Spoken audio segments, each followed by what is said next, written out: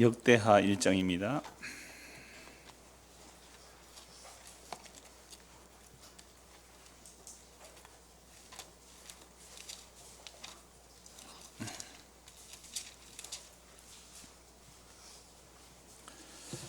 오늘 역대하 1장 1절부터 17절까지 우리 같이 보도록 하겠습니다.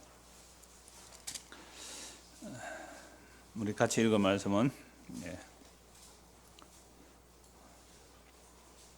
6절에서 7절, 6절에서 7절 두 절만 우리 같이 읽겠습니다. 여호와 앞 곧 회막 앞에 있는 놋 제단에 솔로몬이 이르러 그 위에 1000마리 희생으로 번제를 드렸더라. 그날 밤에 하나님이 솔로몬에게 나타나 그들에게 이르시되 내가 네게 무엇을 주랴 너는 구하라 하시니. 아멘. 역대하 1장 또는 열왕기상 3장에 나오는 이 말씀을 읽을 때에 우리는 가장 기억에 남는 내용이 무슨 단어입니까? 일천번제. 여러분들 지금까지 교회 다니면서 일천번제를 이렇게 해보신 분 손 이렇게 한번 들어보세요. 일천번제 남편도 했어요. 안에 버쩍 내가 확인을 좀 해야 될 것 같아요. 네, 다 됐습니다. 한 5가정이 일천번제를 하셨군요. 이제 묻습니다. 일천번제 다 했죠? 하고 나니까 주님께서 내가 너에게 뭘 줄고 대답합니까? 물어보십니까?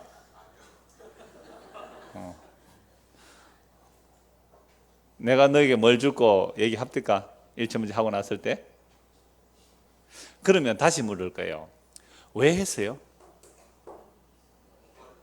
복 받으려고. 어떤 소원은 있었어요? 일천번제 할 때?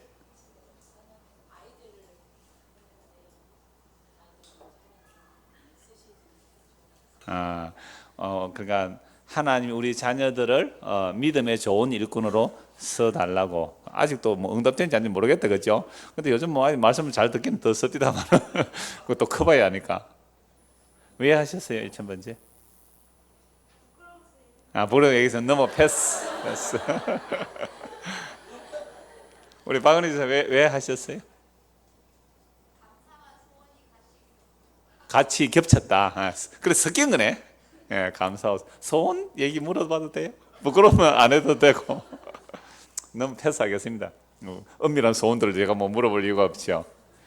자, 아마 물론 감사해서 하시는 분도 분명히 감사도 있어요. 감사도 있는데 분명히 그게 섞이는 게 문제죠.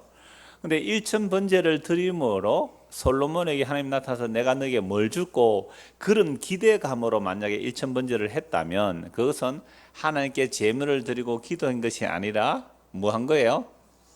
거래한 거죠. 거래. 그죠? 하나님과 내가 거래를 했다 이 말이죠. 감히 하나님께 거래를 하고 덤벼드린 거예요. 그런데 왜 한국교회는 그런 걸 많이 해요?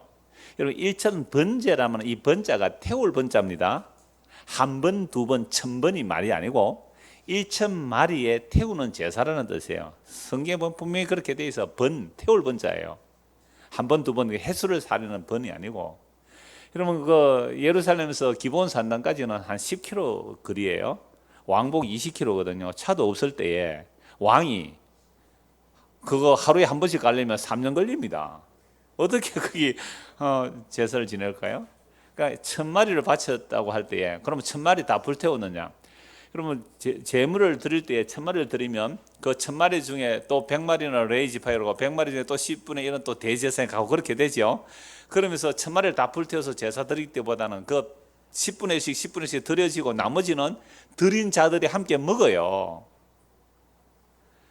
그런 구조로 보면 3년 동안 뭐 하루에 한 번씩 이렇게 제물을 드렸다 이게 아니에요. 그리고 우리가 일천번제 할 때는 매 예배 시간에 나올 때마다 헌금을 했죠. 금액은 안 물어보겠습니다. 그러니까 주일 오전에 나오면 오전에, 오후, 수요일, 금요일, 새벽기도 이렇게 하더라고요. 그러면 대부분 한 번에 10,000원 정도로 하시더라고요. 그럼 1000번 하면 얼마요? 10,000,000원이죠. 그걸 3년 동안 꼬박 빠지지 않게 하시는 분들 저도 봤어요. 제가 전도사 때도 그렇게 하는 분 봤거든요. 그러니까 새벽기도 항상 봉투를 올려요. 그러면 이제 새벽기도 이름을 올리니까 정말로 주님을 사랑해서 뭐 1000번을 하든지 10,000번을 하든지 평생 하든지 상관이 없어요. 그런데 그 안에는 분명히 아까 감사와 소원이 섞여 있었다고 하는 것처럼 어떤 소원이 섞여 있었단 말이에요.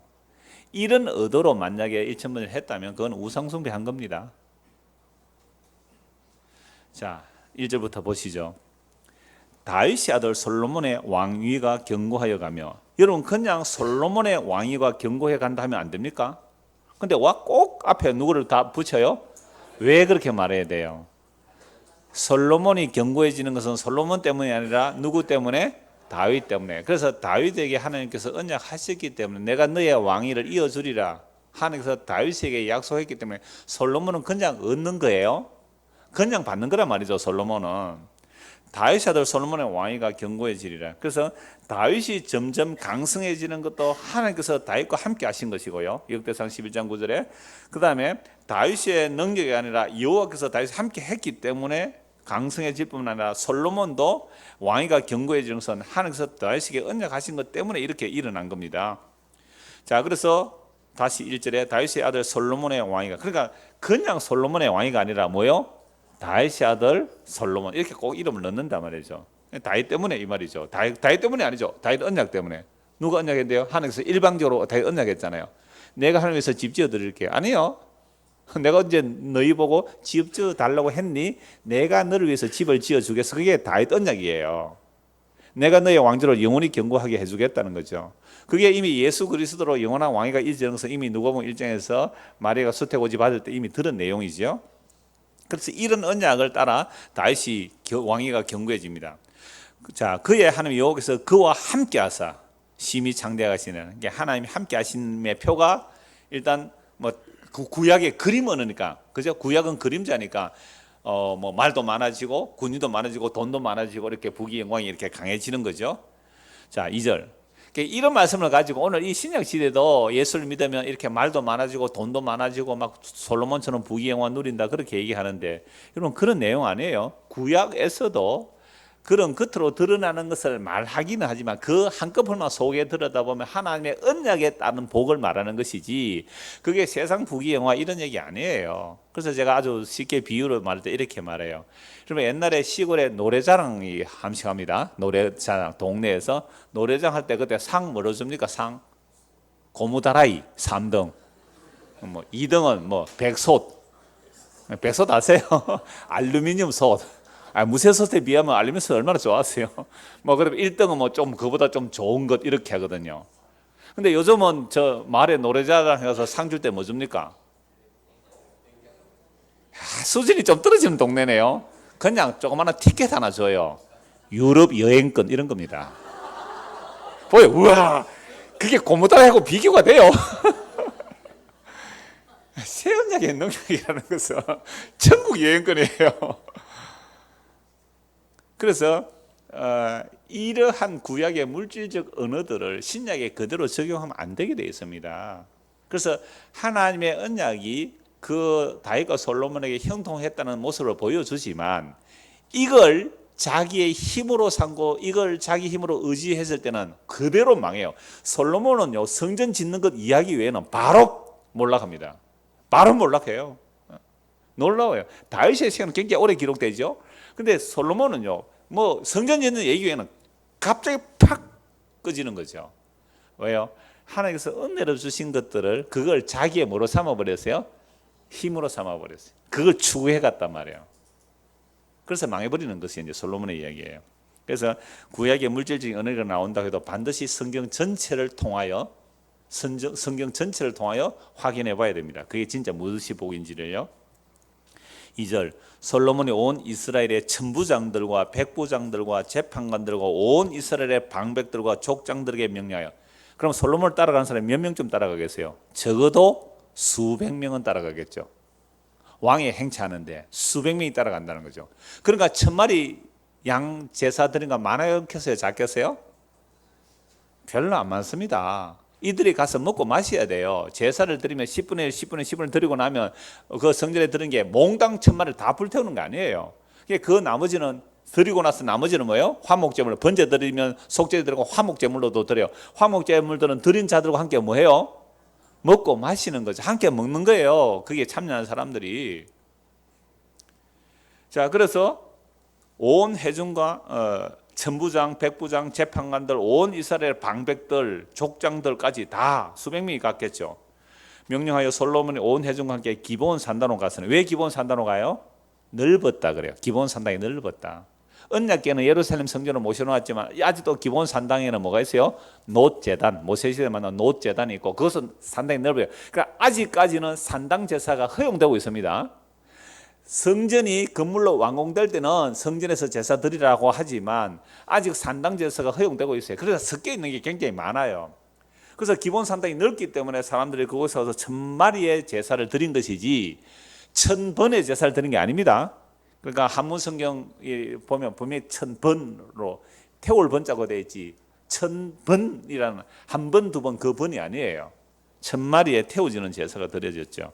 그러니까 1000번째 했다는 것 자체도 성경 해석을 잘못한 것이고 또 그 안에 우리의 탐심이 들어간 1000번째를 한 것이죠.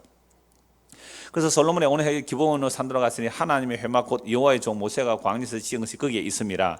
다윗이 전에 예루살렘에서 하나님의 궤를 위하여 장막을 쳐두었으므로 그 궤는 다윗이 이미 기럇 여아림에서부터 그것을 위하여 준비해서 메어 올렸고, 언약궤는 어디에 있고요?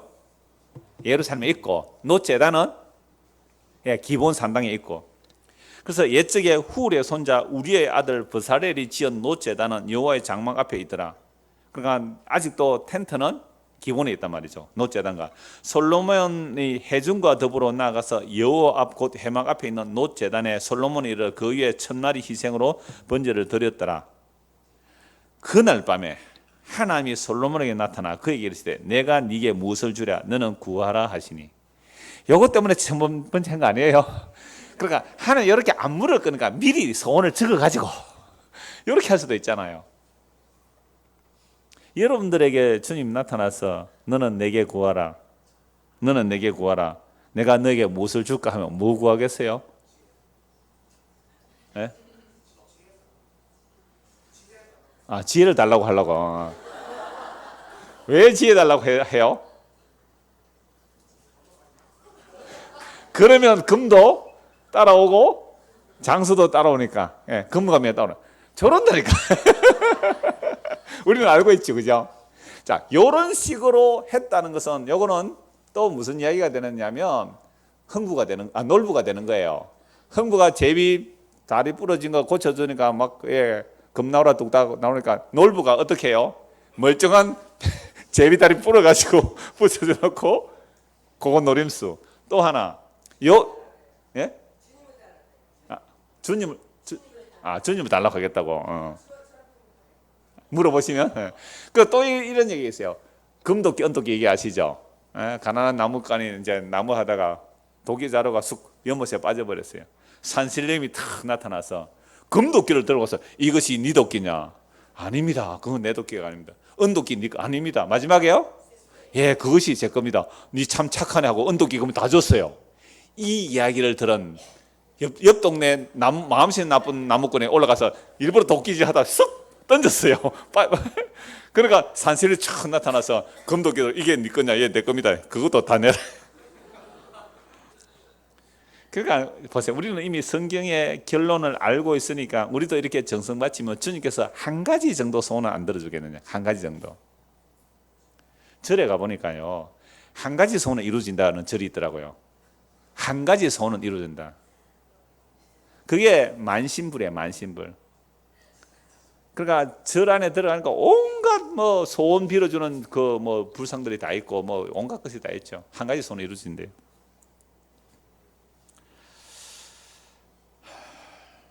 그걸 종교성이라 그러고요.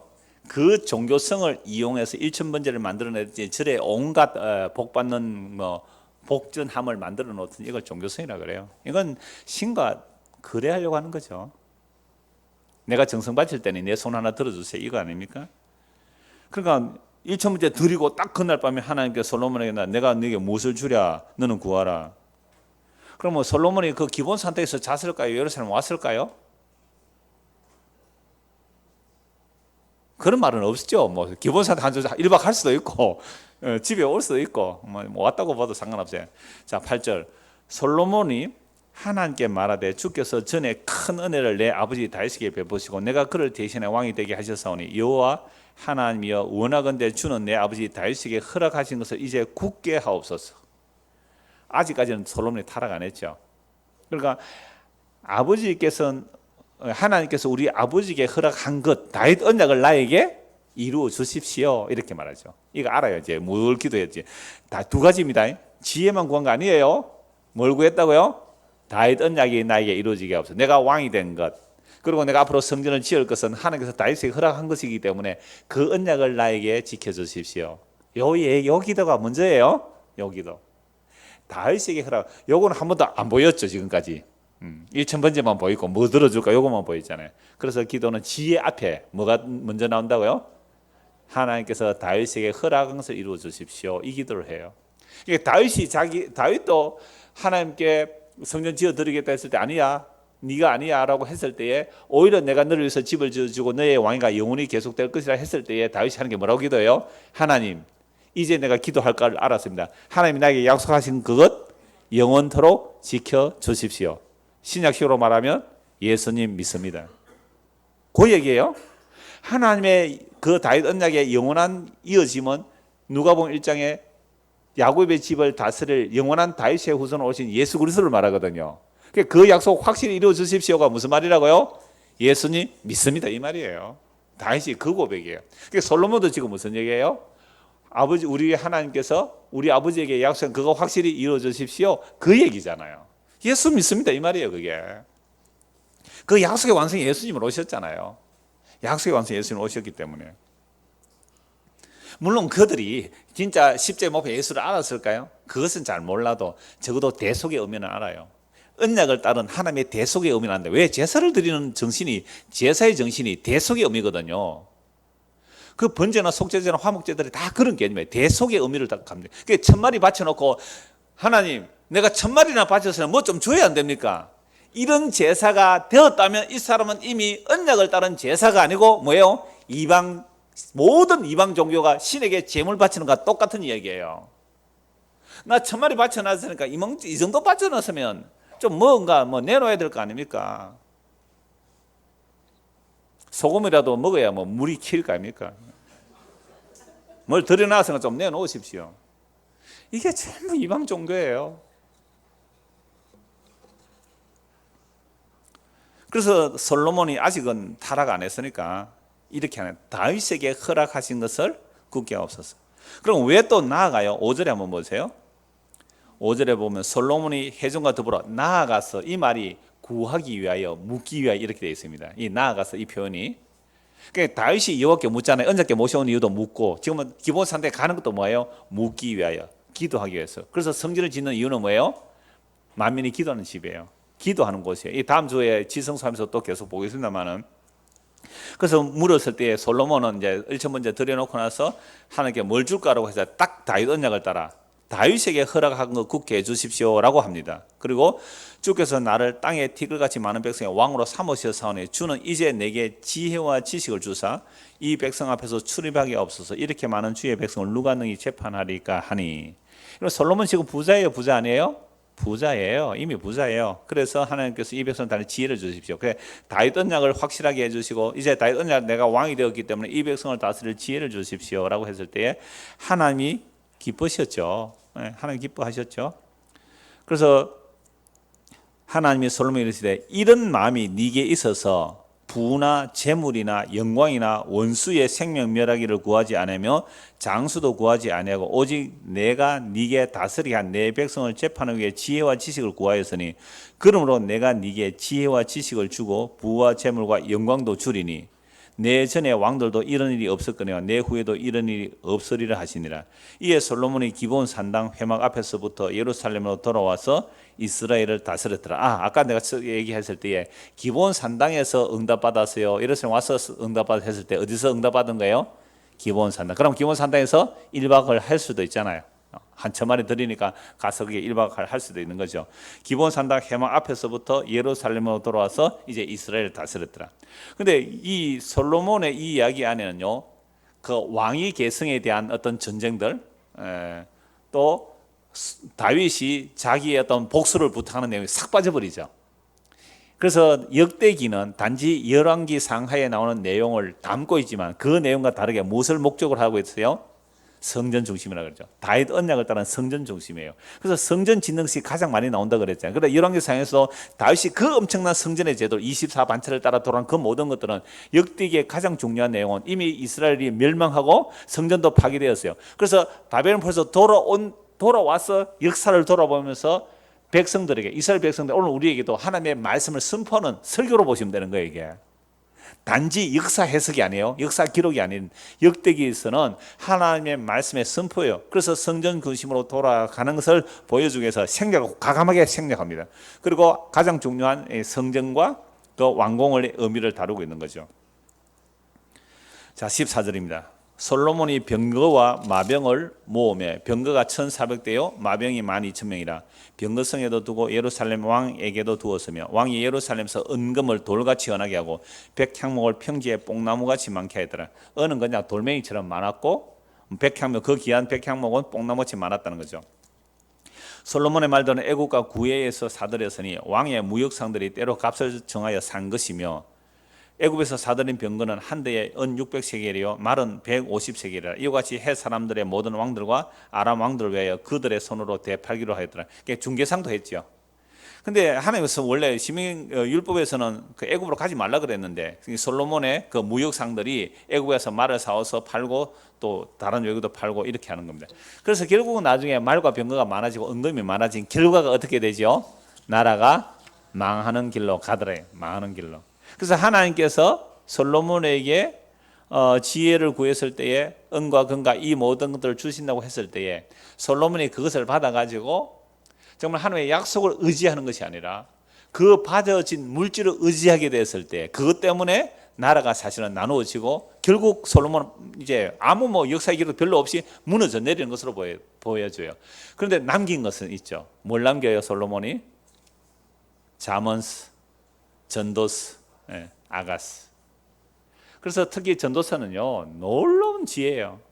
그러니까 솔로몬이 그 부와 영광을 누리지 않았다면 나올 수 없는 내용들이 나오는 거죠. 그러면 솔로몬의 그 부와 영광을 통해서 타락한 것조차도 하나님께서 뭘 하기 위한 하나님이 자기 계시 전달을 위해서 남겨두신 거예요. 그래서 솔로몬이 헛되고 헛되도 하면 우리는 다 뭐라고 해야 돼요? 고개를 끄덕끄덕 해야 돼요. 왜?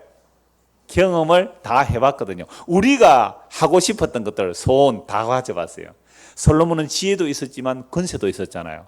지혜와 권세와 부가 다 있었단 말이에요. 못할 게 뭐 있어요? 겨울 궁전 지어봤고 여름 궁전 지어봤어요. 어떻게 하면 사람이 즐거워할까? 사람들이 생각하는 즐거움이란 즐거움은 다 가져봤어요. 그래서 좋은 술 다 마셔봤대요. 술이 사람들 즐겁게 한다니까. 여자 있으면 남자들이 즐겁게 여자를 1000명이라도 건드려 봤어요. 그러니까 지혜, 부, 권세가 같이 있었기 때문에 자기 마음의 소원은 뭐든지 다 해봤다는 거예요. 뭐든지. 근데 그거 다 해본 결론이 뭐예요? 헛되면 모든 것이 헛되더라. 그렇으면 그거 믿으면 되지. 꼭 그 헛된 짓 해봐야 되겠어요. 일천번째까지 하면서. 그럼 뭐 하려고 그걸 해요? 이미 헛된 걸로 결론 난 건데. 그래서 솔로몬은 부귀 영화를 누려본 이유가 그거 다 내가 해봤는데 그거 다 내가 전에 다 해봤는데 그 의미 없는 거다. 예, 질문요.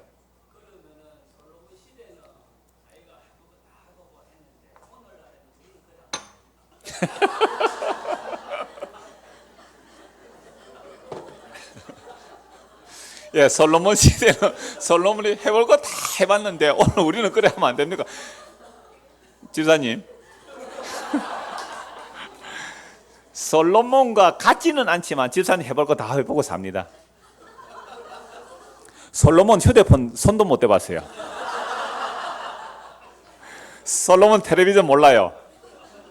솔로몬이 오늘 이 시대에 태어났다면 눈이 희둥그레 돌아갔을 거예요. 아시겠죠? 그러니까 솔로몬이 예상도 못한 그 모든 것들 집사님 다 누렸어요. 솔로몬 자가용 타고 다닌 적이 없어요. 감히 상상도 못할 그 솔로몬의 영광으로도 헤아릴 수 없는 그 부귀 영광을 우리가 다 누리고 산다니까요. 질문 너무 잘해 주셨어요. 이건 예상치 못한 대답이 나갔거든요. 솔로몬 비행기 타봤을까요? 우리는 비행기 타고 전 세계를 돌아다닙니다. 솔로몬 꿈에도 생각 못한 거예요. 그러니까 규모와 범위, 내용이 다르지만 우리 할 짓 다 하고 삽니다. 여러분, 연휴가 이어질 때 우리나라 어렵고 힘든다 해도요, 공항에 사람이 너무 많이 몰려가 주차할 데가 없기 때문에 대중버스 타고 공항으로 오십시오. 이렇게 광고를 하더라니까요. 할 짓 다 하고 삽니다. 상대적이지만, 물론 뭐 부자들과 상대적이겠죠. 자, 그래서 제가 오늘 드리고자 하는 것은 이것이 이제 결론이기는 한데요.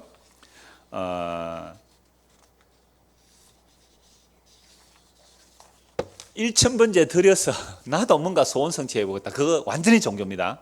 그런 거 아니에요. 그러니까 하나님께서 다윗의 언약을 따라, 다윗이 기도하면서 하나님께 언약을 따라 다윗에게 약속하면서 경고해 주십시오, 지혜를 주십시오. 그래서 하나님께서 지혜를 주셨어요. 근데 그 지혜를 가지고 뭐 하려고 했어요? 그 부귀영화 걸려가지고 그 지혜를 가지고 뭐 하려고 했어요? 자기를 기쁘게 하기 위해서 사용한 거예요. 자기를 기쁘게. 어떻게 하면 즐거울까 해서 공부도 많이 해봤잖아요. 솔로몬은 백과 사전을 혼자 편찬할 수 있는 사람이에요. 바다의 물고기로부터 자산어보, 정약용 이러면 아세요? 정약용 천재예요. 그 자산어보, 어디입니까? 전라도 거기 가서 바닷가에 유배 받았을 때 그 물고기 다 연구하고 조사하고 다 한 거예요. 천재죠. 근데 정약용은 아예 이 솔로몬 따라가도 뭐래요? 솔로몬은 저 나무로부터 다면은 있을까지 그러니까 있기까지 다 연구한 거예요. 대단한 지혜를 주었죠. 근데 그 지혜를 가지고 부와 영광을 가지고 자기를 즐겁게 한 거예요. 근데 그것조차도 하나님께서 그걸 통해서 뭘 기록해 주셨다고요? 잠언서와 솔로몬서와 아가서를 둔 거예요. 그래서 정말 참된 것은 여호와를 경외하는 것이 참된 지혜라라는 것을 잠언서가 말하고, 아가서에는 그렇게 수많은 1000명의 여자들과 사랑해봤는데 누구 사랑만이 진짜다? 술라미아니, 그 검은 여인, 이 목동것처럼 뛰어다니는 그 검은 여인, 그 여인이 게달의 장막같이 시커먼 그 여인이 솔로몬에게 이뻤대요. 그건 사랑이에요. 그러니까 그 그리스도의 사랑을 남긴 거예요. 그래서 1000번째라고 할 때 제발 그걸 내가 1000번 정성을 바쳤더니 주님께서 나타나서 우리 소원 들어줬다. 그것에서 벗어나라고 제가 말씀드리는 거예요. 그래서 우리 신앙상담단에 공개적으로 어떤 분이 질문했어요. 예배에 대한 질문을 한 거죠. 교회들 일마다 뭐 예배가 얼마나 많는지, 뭐 새벽에도 금요일도 집회 오라 그러는데 내가 바쁘면 어찌해 갑니까? 아들 주고도 가야 됩니까? 뭐 일을 뭐 그럼 안 하고 가야 됩니까? 집을 하는데 집을 팔아서 바치는 것이 헌금입니까? 너무 복잡한 질문을 쫙 해놨더라고요. 이런 보셨어요? 신앙상담단에. 그래서 처음에는 제가 이렇게 답변했어요. 제가 예배가 이러하다고 하기 전에 성경에서 예배가 뭔지 성경 네 구절 올려드리겠습니다. 읽어보시고 답변을 하나 남겨주세요. 읽어보고 또 답변을 쭉 했더라고요. 거기도 역시 답이 안 나온 답변이에요. 얼핏 접근을 했는데 답이 안 나온 답변이에요. 그래서 제가 거기서 답을 했는지 모르겠는데, 우리가 밥을 아무리 바빠도 뭐 해야 되죠? 밥은 먹어야 되잖아요. 바쁘다고 다시 밥 안 먹습니까? 바쁘다고 밥 안 먹어요? 그러면 예배당에 나간다는 것은 예수님의 살과 피를 먹고 마시는 영혼의 밥을 먹는 것인데, 바쁘다고 밥 안 먹어요? 물론 뭐 일주일 내에 오라고 하면 바빠서 못 가면 일주일에 한 번이라도 가면 되잖아요. 그러니까 이분의 고민들이 워낙 예배 참석 이렇게 얘기를 하니까 아마 그 갈등 때문에 얘기를 해서 그냥 밥 먹는 얘기로 이제 결론을 내렸고, 4가지 성경 말씀을 제가 올려드릴 거예요. 그것만 찾아보고 오늘 마무리하겠습니다. 그러니까 다음 주에 그 지성소 보려고 하니까 그게 양이 너무 많아서 좀 잘라야 돼서 오늘 여기까지만 하는데요. 4곳 성경 찾아봅니다. 이사야 66장입니다. 이사야 66장.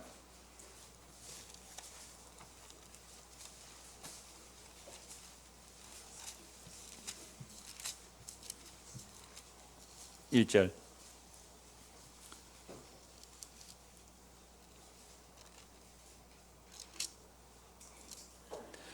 여호와께서 이와 같이 말씀하시되, 하늘은 나의 보좌요 땅은 나의 발판이니 너희가 나를 위하여 무슨 집을 지으랴? 내가 안식할 처소가 어디랴? 나 여호와가 말하노라. 내 손이 이 모든 것을 지었으므로 그들이 생겼느니라. 무릇 마음이 가난하고 심령에 통회하며 내 말을 듣고 뜨는 자 그 사람은 내가 돌보려니와. 그러니까 이스라엘 백성들이 하나님께 뭐 하려고 했어요? 하나님께서 뭔가 집을 지어드리려고 했잖아요. 하나님께서 위해서 하나님의 안식을 처소를 지어드리겠다고 해요. 누가 이 말을 했어요? 다윗이. 그리고 하나님이 내가 너를 위해서 집을 지어주지 이렇게 말씀하셨잖아요. 그런데 이스라엘 백성들이 하나님의 집 지어드리겠다는 거죠. 안식을 처소를 지어드리겠다. 그런데 요한은 이렇게 말씀하셨죠. 하늘이 나의 보좌고 땅이 나의 발판인데 땅에 사는 너희가 어떻게 나를 위해 집 짓겠니? 라고 말씀하는 거죠. 그러니까 요즘 젊은 애들 같으면요, 인공위성 띄워가지고 우주정거장처럼 해서 하늘 위에 집 지어드린대요. 이렇게 말해야 아이들. 그 아이디어 좋지요. 하늘 위에서 우주정거장처럼 집 지어드려. 하늘이 하나님의 보좌라 그러니까. 그래서 무슨 집을 지어라? 내가 안식을 쳐서 어디랴? 나요, 내 손이 이 모든 것을 지었으므로 그들이 생겼느니라. 그러니까 내가 원해서 너희가 나를 위해서 집을 지어주는 것이 아니고 뭘 원한다고요? 하나님의 말씀을 듣고 심령에 동의하며 하나님의 말씀을 듣고 뜨는 자를 내가 돌보아주겠다. 하나님께 집 지어주는 것을 기뻐하는 것이 아니라 내 말 듣고 심령에 동의하고 뜨는 자, 하나님의 말씀을 두려워하는 자를 내가 돌보아주겠다라고 말씀하잖아요. 이런 말씀이 분명히 성경에 있잖아요. 그런데 오늘날도 성전을 지어서 하나님께 영광 돌리자고요. 건물을 무너뜨린 예수님을 다시 죽이는 거 아닙니까?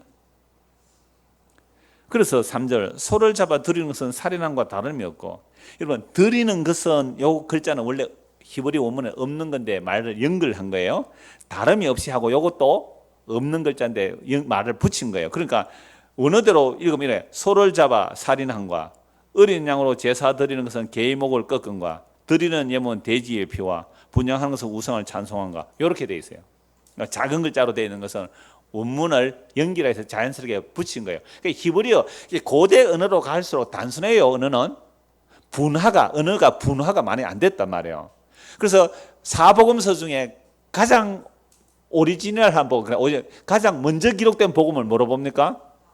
왜 마가복음으로 봐요? 가장 짧으니까. 그래서 사본을 어떤 사본이 가장 오래된 사본이냐 때 가장 짧은 사본으로 가장 오래된 사본으로 봐요. 이 사본학에서. 이게 고대로 가서 언어가 분화가 안 됐기 때문에 짧아요. 그러니까 이제 역사가 이 사람이 많아지면 말이 막 많아지죠. 생각이 복잡해지고 하는데요. 그래서 소를 잡는 것은 살인함이다. 그러니까 하나님께 소를 잡아 바치는데 이걸 뭐라고요? 살인한 거야. 이렇게 말하는 거예요. 그러니까 다름이 없이 요거는 이상하니까 해석을 붙인 거예요. 자연스럽게. 하나님 앞에 소 잡아 바치는 거. 그러니까 하나님 앞에 제물도 사실은 등급이 있어요. 구약에서는 소가 가장 큰 등급이에요. 그래서 제사장이 집을 할 때는 소를 바치는 거예요. 근데 소를 잡아 바치는 그것을 하나님께서 물어본다고요? 너 살인한 거야. 이렇게 말하는 거죠. 그럼 어린 양을 바치는데요. 뭐라고요? 너 개의 목을 꺼내. 부정한 짐승 죽이기 때문에.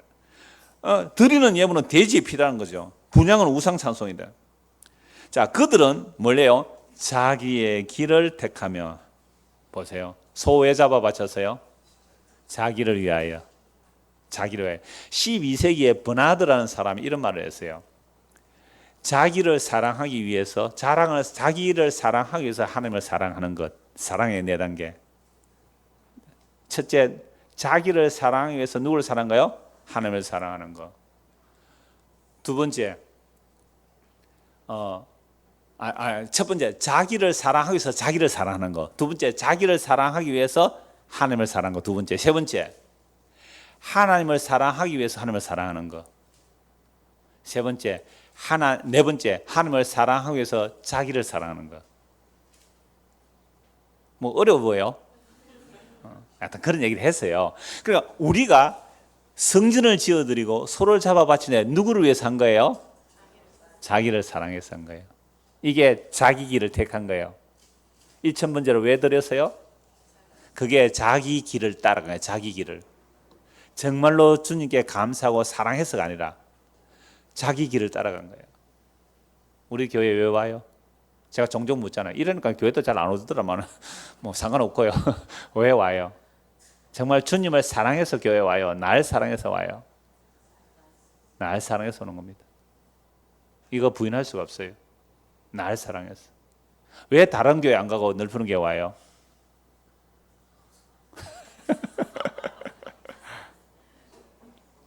내가 혹시 잘못 들어서 천국 못 가면 어쩔까 싶어갖고. 그러면 이러면 그럼 넓은 교회 너그만 바로 하나? 아닙니다. 절대로. 예수 그리스도 그 십자가의 복음은요, 내가 나를 사랑해서 선택하는 내용이 아니에요. 그런 나를 십자가 자체에서 그 흘러내는 전세 우리에게 오면 이런 나를 뭐 하는 거죠? 무너뜨리고 파괴하고 파멸하고 뽑아버리고 그 십자가에 다 이루신 것이 우리 안에 심어지고 나누어지는 것이에요. 이런 것이 일어날 때 이걸 예수를 믿습니다라고 하는 거예요. 그래서 우리가 성전을 지어 바치게도 소와 양을 잡아 바치게도 하나님 그거 원하는 게 아니란 말이에요. 그래서 그것은 결국 우리의 길을 택했어요. 그들의 마음은 뭘 기뻐해요? 가정한 것을 기뻐해요. 가정한 것이 우상숭배입니다. 그러니까 성전을 지어 바치도 소를 바치고 양을 바치는데 가정한 것을 기뻐하고 네가 좋아하는 것을 택했기 때문에 너는 그거 우상숭배한 거야. 너무너무 무서운 말씀이죠. 이건요, 여러분 머리끝이 쭈삣쭈삣 써야 돼요. 지금 잠이 올 게 아니고 머리끝이 쭈삣쭈삣 써야 될 내용이에요. 아니 성전 지어진 것보다 더 큰 헌신이 어디 있고 소를 잡아바치고 그것보다 헌신을, 근데 그게 자기의 길을 택했고 가정것을 기뻐했다는 것은 가정것은 우상숭배에, 우상은 탐심이에요. 탐심은 자기 사랑이에요. 나를 사랑하기 위해서 성전을 지어 바치고 나를 사랑하기 위해서 소를 잡아 바쳤단 말이에요. 이게 우상이고 가정한 일이고 이게 하나님을 버리는 행위라 이 말이죠. 4절, 그래서 나 또한 유혹을 그들에게 택하여 주며 그들이 무수하는 것을 그들에게 임하게 하리니. 그러니까 성전 지어 왜 바쳤어요? 소를 왜 바쳤어요? 무서운 것이 안 오도록. 그렇죠? 나에게 실패가 안 오도록, 전쟁에서 망하지 않도록, 세상에서 성공하도록, 무서운 것이 나에게 안 닥치도록, 실패가 안 닥치도록 그걸 막 방어하기 위해서 뭐 했어요? 성전 지어 바치고 소 잡아 바치고 양 잡아 바쳤어요. 그런데 하나님께서 뭐라고요? 그게 우상숭배야 라고 하시면서 네가 그런 거 기뻐했지, 네가 우상 기뻐했지, 나 또한 유혹을 그들에게 택하여 주면 그들이 무서운 것을 그들에게 임하게 하리니 이는 내가 불러도 대답하는 자가 없으며 내가 말하여도 그들이 듣지 않고 오직 나의 목전에서 악을 행하며 내가 기뻐하지 아니한 것을 택하심을 하신다. 하나님께서 제사를 원해요? 우리에게 제사를 원해요? 호세아 말씀에 보면 나는 제사를 원하지 않고 인애를 원한대요. 여호와 아는 것을 원해요. 긍휼을 원해요. 예수님 이 말씀 그대로 하시잖아요. 그 바리새인들, 율법적 바리새인들 서기관들을 보고 하나님께서 제사를 기뻐하지 아니하시고 긍휼을 원하는 뜻이 무엇인지 너희는 가서 배우라 그랬단 말이에요. 이사야 66장 1절에서 4절 다시 쫙 한번 가서 한번 보십시오. 그동안 우리가 뭘 했는지. 우리 가정한 일을 택했단 말이에요. 우리가 기뻐하는 것을 했단 말이에요. 하나님 그런 거 아니야. 그런 내가 기뻐하는 거 아니야. 내가 원해서 내 말 좀 들으라. 내 말 듣고 그 말씀 앞에 좀 심령에 통하고 내 말 듣고 좀 들으라. 그게 내가 너희를 돌보겠다는 거죠. 그런데 우리는 오히려 그렇게 안 하고 성전 지어 바쳤잖아요. 내가 소 바쳤잖아요. 양 바쳤잖아요. 하면서 그게 하나님 앞에 악을 행하는 거란 말이죠. 그러면 어떻게 예배해야 되는데요? 그럼 어떻게 예배해야 되는데요? 요한복음 5장 20절입니다.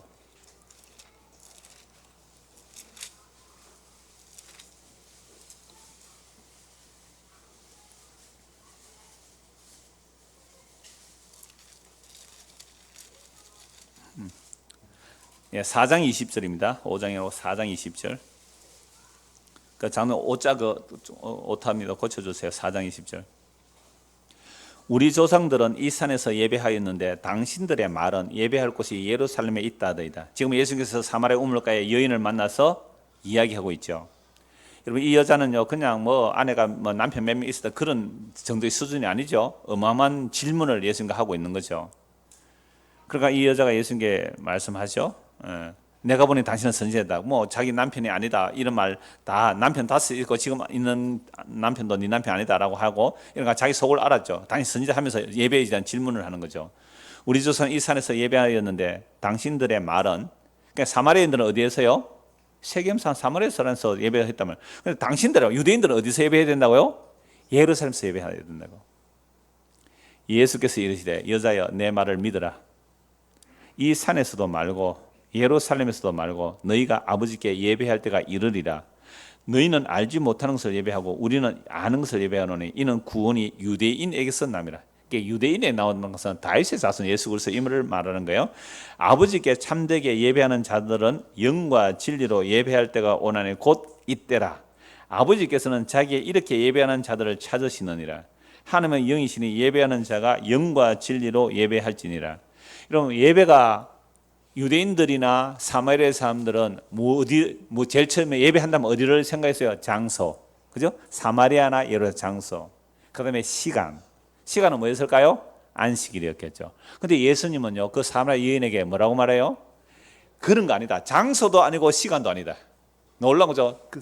장소도 아니고 시간도 아니고, 아버지께 참되게 예배하는 자들은 영과 진리로 예배할 때가 오나니 곧 이때라.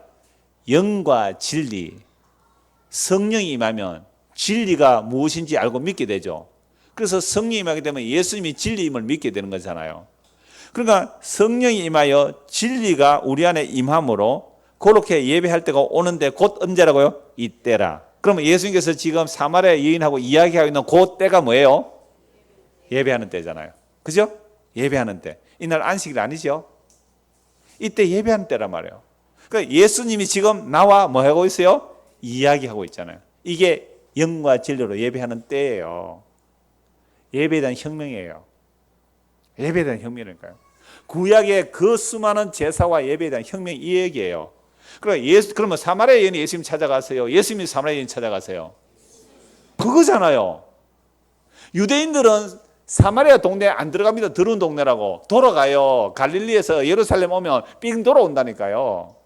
그런데 사마리아 동네로 예수 일부러 찾아오세요. 그 죄만 한 여인 찾으러 오신다니까요. 그러니까 예수님께서 지금 여인을 찾아가서 이야기하고 있는 이것이 지금 뭐 하는 거예요? 예배예요. 그러니까 지금 우리가 말씀을 나누는 이 시간에 이 말씀이 여러분 안에 정말 함께 역사하는 이 시간이 뭐예요? 예배잖아요. 그럼 바깥에서 나가서도 될 수 있고 뭐 어디서 될 수 있잖아요. 이게 예배예요. 마태복음 20장 28절. 너무 잘하니까 찾지 마세요. 인자가 온 것은 섬김을 받으러 온 것이 아니라 섬기려 하고 많은 사람들을 위하여 내 목숨을 대속물로 내어주러 왔다. 그러면 예수님이 이 땅에 오신 이유가 뭐예요? 우리들에게 섬김을 받으러 온 게 아니잖아요. 서비스, 예배를 받으러 온 게 아니라 우리를 뭐 해주러요? 섬기러, 예배해 주러. 놀라운 이 요한복음 4장의 내용이잖아요. 예수님이 사마리아 여인한테 섬김을 받으러 왔어요? 섬기러 왔어요? 섬기러 왔다니까. 그러니까 지금 우리가 예수님을 믿는다, 예수님을 예배한다는 것은 무슨 말이에요? 예수님, 날 섬겨주셔야 합니다. 그게 예배라니까요. 이런 얘기를 목사님 한 번도 안 들어봤는데요. 성경에 있잖아요. 제가 성경 얘기해 주잖아요. 제 말이 아니었잖아요. 예수님의 성경을 받는 그걸 예수님이 기뻐한다니까요. 그러니까 베드로가 예수님께서 제회 만찬에서 발을 씻어주니까 다른 제자들은 발 씻김을 받는데 베드로가 앞에 나오니까 베드로가 뭐랍니까? 주님, 제 발을 씻기시면 안 됩니다. 어떻게 선생님이 제자 발을 씻깁니까? 제가 선생님 발을 씻겨드려야죠. 그때 예수님께서 베드로에게 뭐라고 말씀하세요? 내가 너를 발 씻겨주는데 네가 나의 발 씻김을 받지 않으면 너는 나와 뭐가 없다? 상관없단 말이 무슨 말이에요? 관계가 없다는 말이에요. 너는 나와 관계가 없다. 이 얼마나 무슨 말씀이에요? 그러니까 베드로가 이미 주는 그리스도 살아계신 하나님의 아들이라고 고백했어요. 그러함에도 불구하고 너는 나로부터 늘 뭘 받아야 된다? 성령을 받는다. 그래서 누가복음 23절에 네가 나를 오늘 다구리를 3번 부인하라. 아이고 저는 부인 안 합니다. 죽어도 부인 안 합니다. 아니야. 너는 다구리를 3번 부인하게 돼 있어. 그랬을 때에 예수 이렇게 말씀하죠. 그러나 내가 너의 믿음이 떨어지지 않도록 내가 너를 위해서 기도한다. 그러니까 베드로의 믿음이 떨어지지 않은 거 배신했어요. 3번 돌이키잖아요. 그러니까 베드로가 배신하고 완전히 돌이켜서 떠났는데 그게 요한복음 20장으로 사실은 끝이 났는데 21장 부록이 붙는 이유는 사도 요한이 성경을 요한복음을 기록하면서 사도 요한이 그 베드로가 부인하고 떠났지만 예수님께서 다시 찾아오시고 용서하시고 사랑하셨다는 게 21장의 내용이에요. 이 베드로가 앞으로 복음 전할 때 뭘 전할 수밖에 없어요. 나는 이랬던 사람인데 예수님의 피뿌림과 예수님의 약속을 이렇게 신실하게 이루냈습니다. 이거밖에 전할 수 없어요. 이게 사도들이에요. 이게 복음 전하는 자들이에요. 근데 그게 무슨 자기 공로가 나와요. 나는요 예수님 부인 안 하고 죽기까지 십자가 지고 나를 따라갔습니다. 그렇게 말 못해요. 베드로가. 다들 도망갔으니까. 누가 우리를 섬겨주셔야 돼요? 예수님 왜 십자가 지요? 우리 섬겨주기 위해서 십자가 지셨어요. 그러면 그 십자가에 섬겨주신 그 섬김을 내가 뭐 하는 거예요 지금? 리시버, 액셉터, 받아들이는 거예요. 이걸 뭐라고 해요? 지금 예배합니다. 전혀 개념이 다르죠. 여러분들이 앉아있잖아요. 지금 서서 제가 여러분들의 서비스 하잖아요. 지금 받는 거예요. 언제까지? 영원토록입니다. 이 역사 속에서만 받는 게 아니고 하늘나라 가서도 주님의 성령을 받는다니까요. 주님이 우리의 거처가 돼요. 우리의 주님의 돌보심을 받는다니까요. 그래서 그때 가면 그의 조건이 아닌 뭐 할까요? 찬송해요. 감사해요. 물론 이 땅에서는 부분적인 감사, 부분적인 찬송을 맛보게 될 거예요. 한 것도 보죠. 사도행전 17장입니다. 사도행전 17장 22절.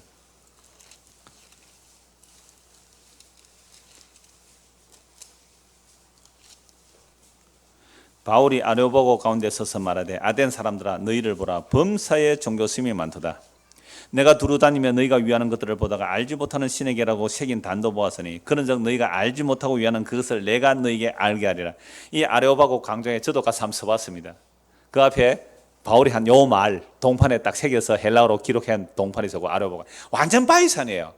바위산 그 위에 조금 더 올라가면 판테온 신전이 있어요. 판테온이라는 것은 범이라는 뜻이거든요. 만신전이에요. 만신전.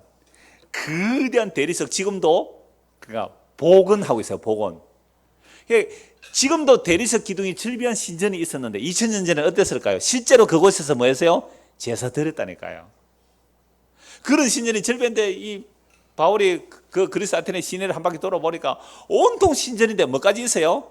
알지 못하는 신에게. 아는 신은 내가 다 섬기겠는데 알지 못하는 신이 혹시 나에게 복 안 줄까 싶어서 나에게 벌 줄까 싶어서 알지 못하는 신은 여기 와서 다 잡수세요 하고 여기에 신전을 만 그게 또 재물을 바치는 거예요. 범사에 뭐가 많아요? 종교성이 많다. 범사에 종교성 많은 것은요 우리나라도 마찬가지입니다. 대한민국이 어떤 종교가 들어와도 이렇게 전 국민이 받아들이는 적이 없어요. 외국에는 잘 없어요. 우리나라 불교 들어왔어요. 전 국민이 거의 다 불교를 숭배를 했다니까요. 그러니까 불교가 오리지널 불교였을까요? 타락한 불교일까요? 우리는 원래 샤머니즘 종교입니다. 그러니까 샤머니즘은 빌고 빌면 되는 거예요. 근데 그 샤머니즘 바탕에 불교가 뒤섞여 들어온 겁니다. 사머니즘 바탕에 불교가 온 국민이 거의 다 불교를 받아들인다니까요. 왜? 샤머니즘 되었으니까. 그럼 불교는 뭐예요? 자기 부인해라는 겁니다. 불교 자기 부인해란 말이에요. 세상 사랑하지 말래요. 아이도 갖지 말래요. 욕심 부리지 말래요. 원래 네가 부처니까 세상 다 끊고 저 산에 들어가 가지고 자기를 부인하고 살아라 말이에요. 근데 세상에 불교가 타락을 해야 되니까 산에 들어간데 산에서 권력을 다 가지고 흔들어요. 신돈. 불교 흔들어요. 국가를 흔들었단 말이에요. 그래 나라가 고려 시대 때 얼마나 어마어마한 절들을 지어요. 세금 걷어 가지고. 국정을 농단했죠. 불교가. 그래서 불교가 타락하니까 불시잡변 이렇게 책을 쓰는 불교를 책망하면서 유교를 받아들이죠. 희한하게 유교가 또 한국에 들어가서 종교가 되어버렸어요. 유교는 종교 아니에요. 유교가 한국에 들어가서 종교가 되어버렸어요. 샤머니즘에 섞인 종교가 되어버렸어요.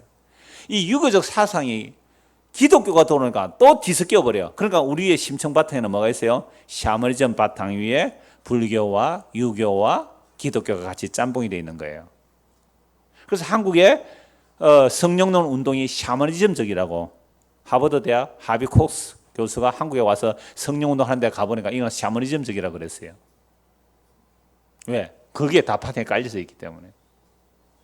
이런 종교성은요, 이 그리스 사람들만이 아니에요. 한국 사람도 종교성이 너무너무 많아요.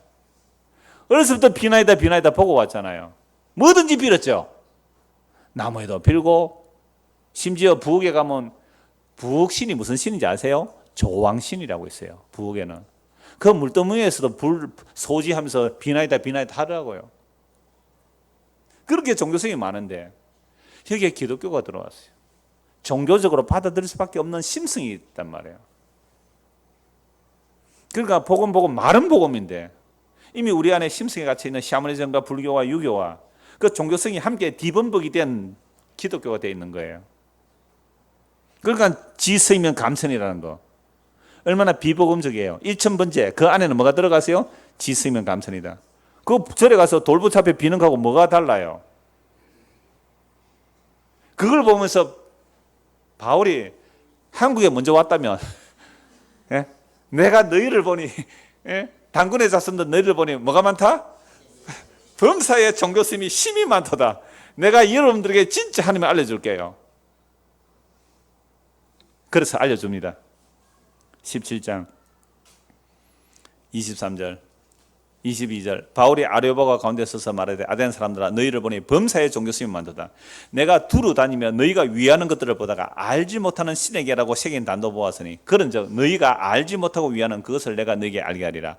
우주와 그 가운데 있는 만물을 지으신 하나님께서는 천지의 주제시니 손으로 지은 전에 계시지 아니하시고, 놀랍죠? 이사야 성에 그대로 연결되죠? 하나님이 사람의 손에 지금 안 계신단 말이에요. 그리고 25절 또 무엇이 부족한 것처럼 사람의 손으로 섬김을 받으시는 것이 아니니 이는 만민에게 생명과 호흡과 만물을 친히 주시는 이십니다. 처음에 우리 교회 오셔서 막 종교적 열심인 분들에게 제가 이 말씀 한 절 찾아드리면요 충격을 받아요. 목사님 이런 말씀이 성경에 있어요?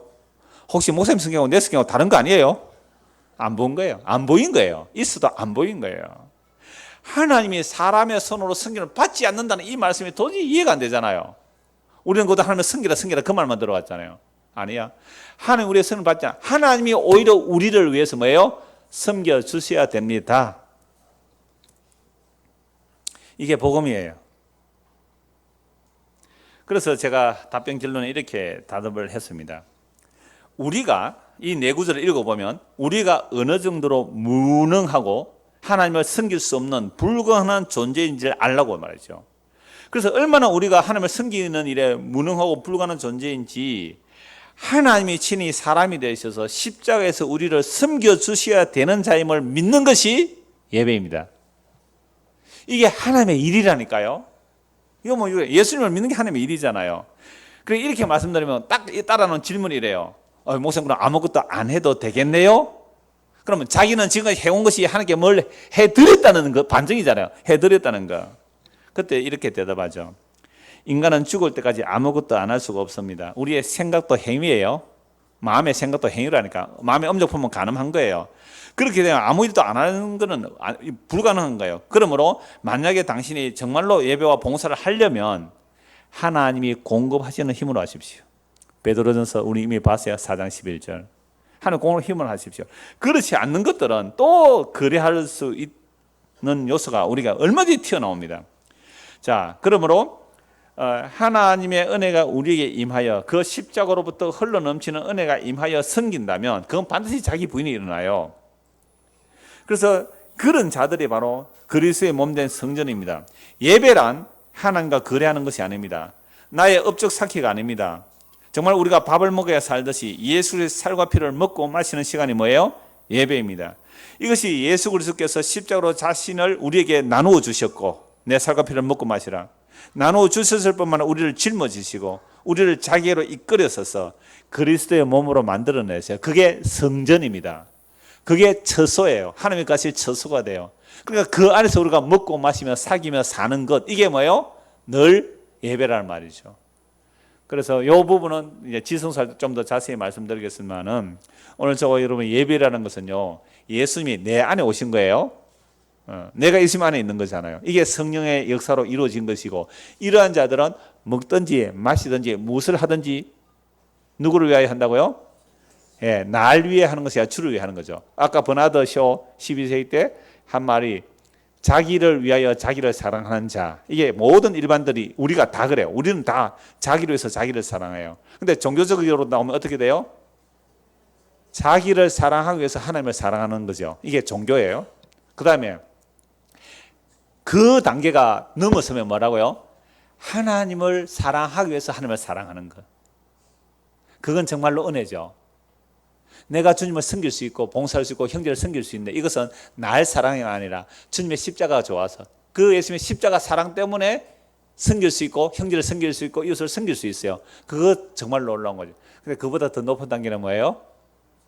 뭐 단계에서 좀 미안합니다만 하나님을 사랑하기 위해서 자기를 사랑하는 거예요. 하나님을 사랑하기 위해서 자기를 사랑한 거, 이건 아마 경험이 거의 안 됐을 거예요. 우리에게 내가 나를 사랑해서 전부 다 우리는 1단계에서 자기를 사랑하는 거잖아요. 정말로 하나님을 사랑하기 위해서 자기를 사랑하는 거, 이 정도 되면 뭐가 된 거예요? 내 안에 그리스도가 내 안에 계시면 그때 자기를 사랑해서 그리스도를 사랑하는 거예요. 이 놀라운 관계, 이게 교회와 그리스도의 신비예요. 신랑 신부 결혼은 그 얘기를 하는 거죠.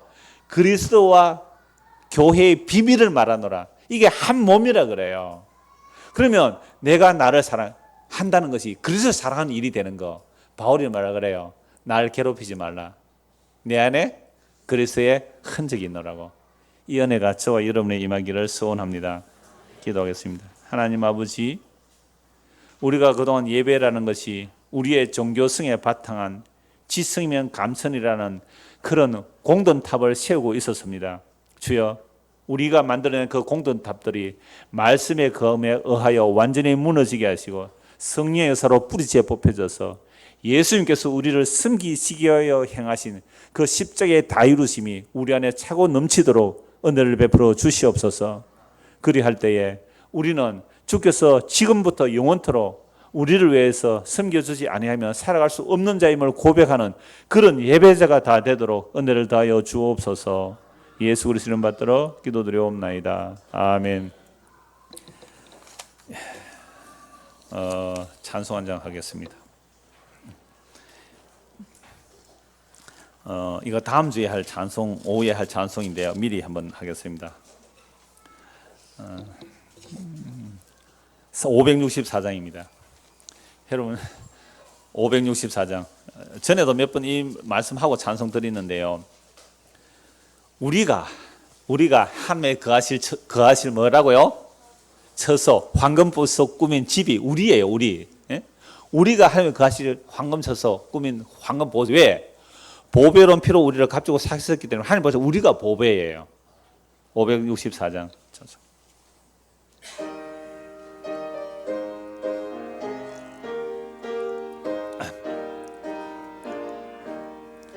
예수께서 오실 때에 그 귀중한 보배 하나라도 남김없이 다 찾으시리.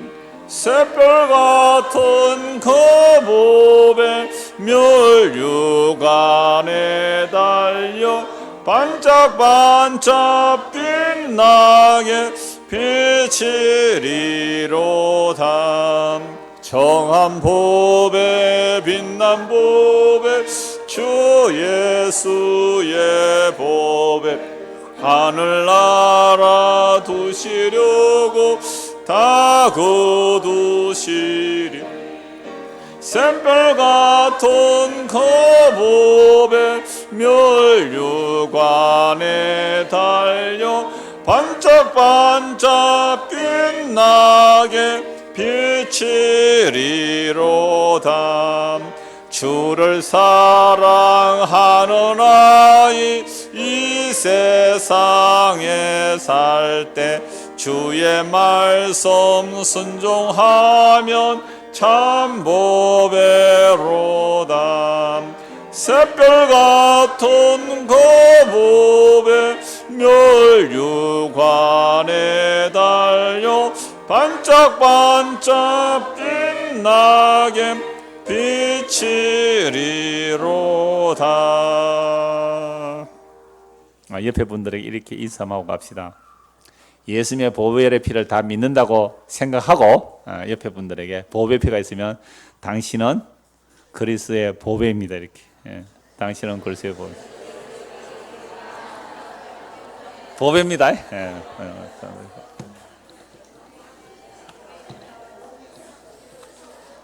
수요일 금요일 날 다 쉽니다. 이번 주 푹 쉬시고 주일 날 뵙겠습니다.